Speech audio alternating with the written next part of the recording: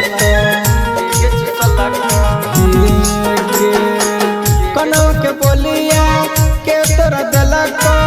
ओठवा के ललिया के चिसलक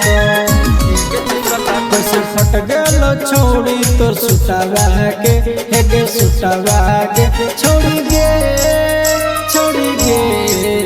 तोरा गोड़ के पयलिया के दिलक छोड़ी गे तोरा पाँव के पयलिया के दिलक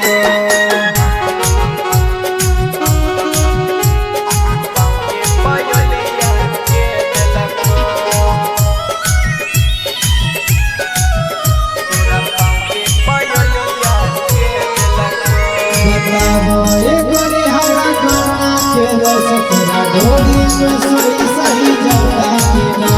बताबो गोरी हमरा करना के रस तेरा ढोली में सही सही जाता कि ना गौवा जबार के नाम डुबोइनी माई बाबू के अपन कोगड़ गिरैनी माई बाबू के अपना कहेंगे गौवा जबार के इज्जत डुबोइनी माई बाबू के अपन कोगड़ गिरैनी कैसे चलतो तोर बाबूजी रहिया में हेगे रहिया में छोड़ी गे तोरा गोड़ के पयलिया के दिलक छोड़ी गे तोरा पाँव के पयलिया के दिलक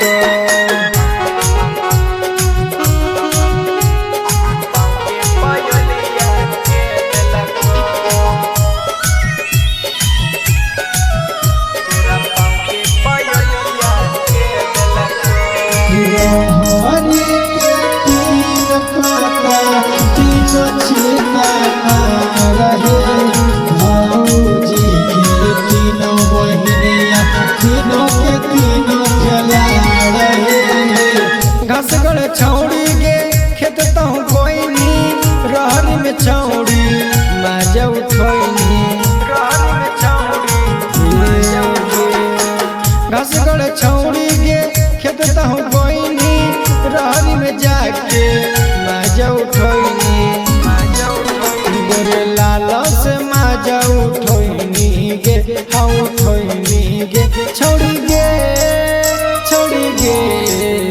तोरा गोड़ के पयलिया के दिलक छोड़ी गे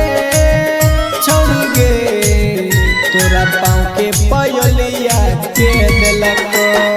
Presented by Rama Films.